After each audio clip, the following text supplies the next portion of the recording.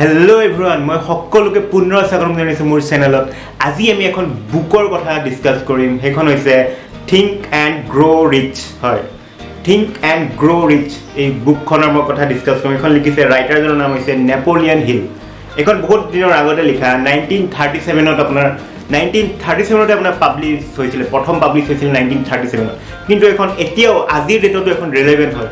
আপোনাৰ মাইন্ডসেটটো কেনেকুৱা হ'ব, সাকসেসফুল মানুহৰ কেনেকুৱা মাইন্ডসেট থাকে সেইখনৰ কাৰণে এই কিতাপখন এখন বেষ্ট সেলিং বুক হয়। এখন আপুনি পঢ়িব পাৰে আৰু এখন যিকোনো অনলাইন প্লেটফৰ্মত আপুনি পাই যাব, এমাজনত পাই যাব, ফ্লিপকাৰ্ট পাই যাব। যেতিয়া আপুনি টাইপ কৰিব থিংক এণ্ড গ্ৰ' ৰিচ তেতিয়া আপুনি পাই যাব। আপুনি অৰ্ডাৰ দিব পাৰে নিজৰ কাৰণে, নিজৰ সেলফ হেল্পৰ কাৰণে আপুনি অৰ্ডাৰ দিব পাৰে।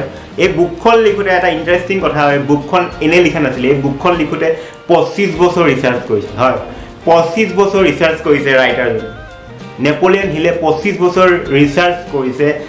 তেওঁ প্ৰথমতে যেতিয়া গৈছিলে, তেওঁ যোনজন মানুহ লগ পাইছে সেইটো টাইমৰ ডেল কাৰ্নেগী বুলি এজন ছাকচেছফুল বিজনেছমেন আছিলে। সেইটো টাইমত তেওঁক লগ ধৰিছিলে। তেওঁ লগ ধৰা টাইমত তেতিয়া তেওঁ কৈছিলে যে আপুনি মই এনেকুৱা এখন যোনবোৰ ছাকচেছফুল মানুহ আছে সেইটো টাইমত তেওঁলোকৰ মাইণ্ডছেটটো কেনেকুৱা কিবা এটা তেনেকুৱা ওপৰত তেওঁ এখন কিতাপ লিখিব গৈছিল। তেতিয়া ডেল কাৰ্নেগী কৈছিলে মই আপোনাক এনেকুৱা যোনবোৰ ছাকচেছফুল মানুহ আছে তেওঁলোকক লগ কৰি দিব পাৰোঁ, কিন্তু আপুনি নিজে সেইটো এক্সপেন্স মই বহন কৰিম, কিন্তু আপুনি বাকীবোৰ এক্সপেন্স আপুনি ল'ব লাগিব।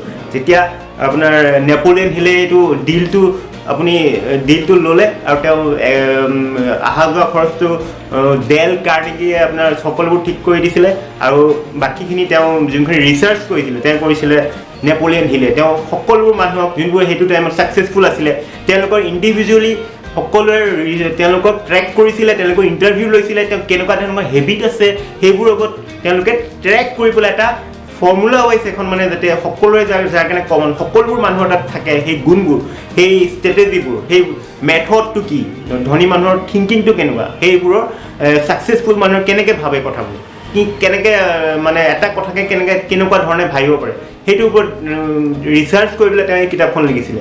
গতিকে এখন 25 বছৰৰ এখন যেতিয়া আপুনি কষ্ট কৰাৰ পিছত এই বুকখন ওলাইছে, আপুনি এক সপ্তাহত আপুনি মিনিমাম আপুনি 2-3 দিন নহবা এক সপ্তাহ লাগিব পঢ়োঁতে আপোনাৰ 25 বছৰৰ যোনটো নলেজ সেইটো পাই যাব। গতিকে এইখন ৰেকমেণ্ড কৰিছোঁ। আপুনি পঢ়িব পাৰে, নিজৰ কাৰণে পঢ়িব পাৰে, নিজৰ আজৰি টাইমত পঢ়িব লাগে। বুক পঢ়াটো বহুত ভাল কথা। মই ইমান নপঢ়িছিলোঁ, কিন্তু আজিকালি পঢ়া হৈছোঁ, এতিয়া বুক পঢ়া হৈছোঁ।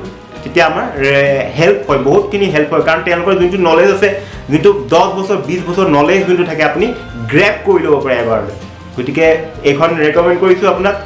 ডেল কাৰ্নেগীৰ নেপোলিয়ন হিলে লিখা ডেল কাৰ্নেগীয়ে প্ৰথম তেওঁ হেৰি কৰিছিলে।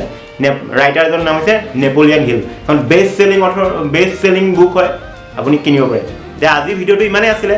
আশা কৰোঁ ভাল পালে আৰু কিতাপখন পঢ়িব আৰু বেলেগ কিতাপো পঢ়িব।